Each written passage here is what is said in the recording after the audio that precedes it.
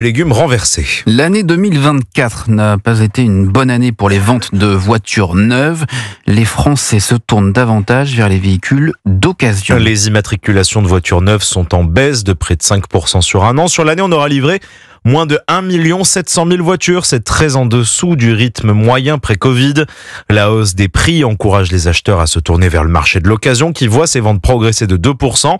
Aurélien Fleureau, 3 voitures achetées sur 4 en France, c'est une voiture d'occasion.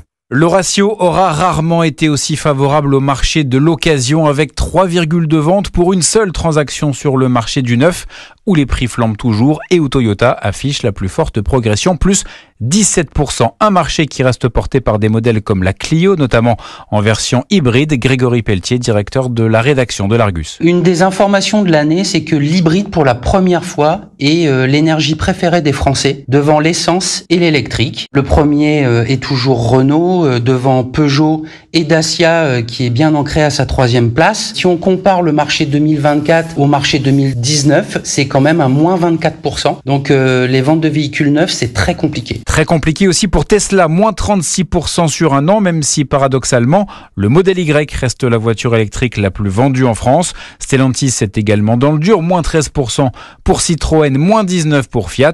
Enfin, BMW et Skoda font partie des rares constructeurs à signer une progression à deux chiffres.